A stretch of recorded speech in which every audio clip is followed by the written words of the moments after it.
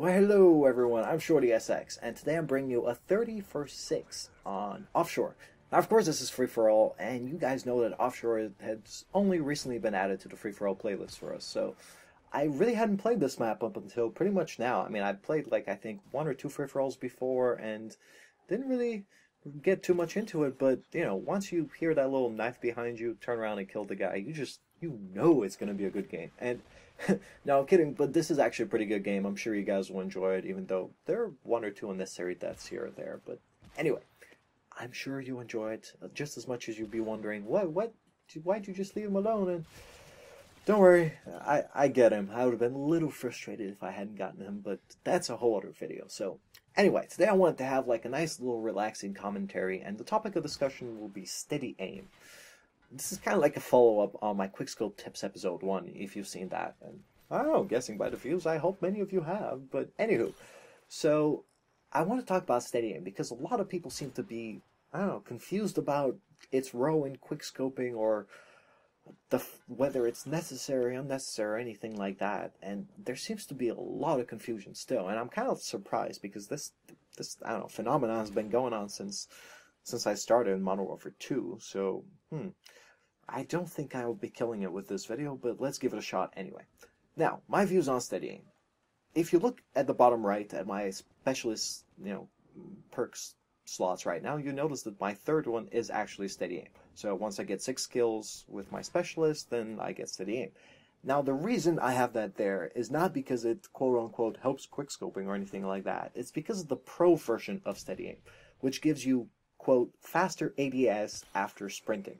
So if you like to play in a dynamic style kind of like me, where you run around a lot and you sprint a lot, especially with extreme conditioning, then sure, that's a very good perk because, it takes the pressure off with having to stop because it actually, raises your gun quicker, which is great. That's perfect.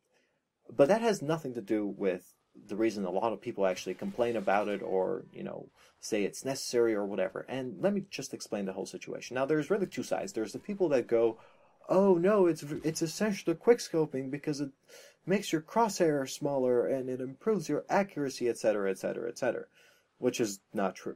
Then there's the people opposed to that who are like, no, you shouldn't use steady aim because then you're a noob because it helps you quickscope and it makes it too easy, which is equally inaccurate because it doesn't make quickscoping easy. So, alright, let's see what it actually does.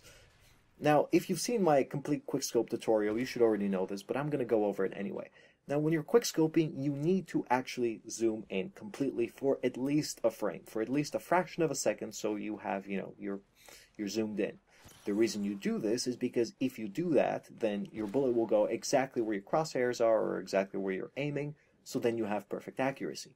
Excellent. Okay.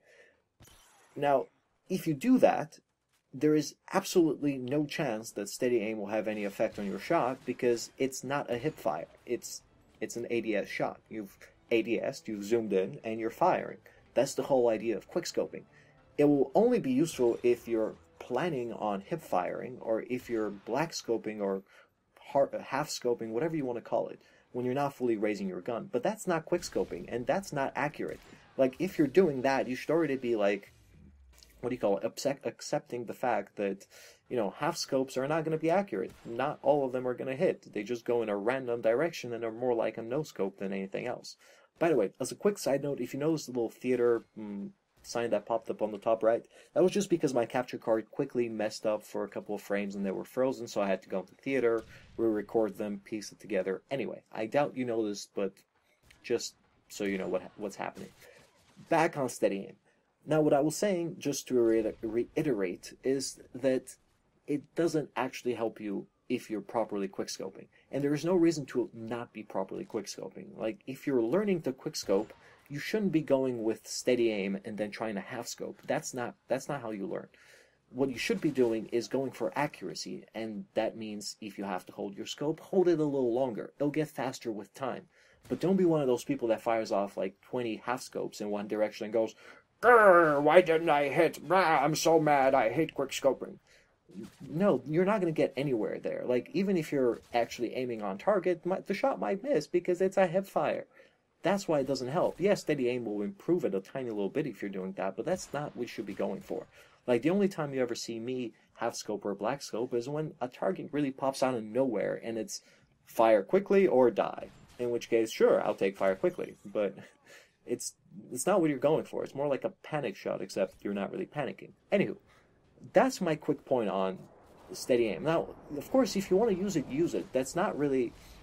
I'm not telling you what perk to use. Just make sure you're using it for the right reasons.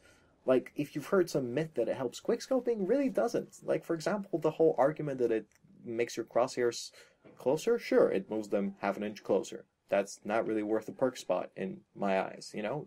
Might as well take dead silence instead and not let your enemies hear you coming. Way better.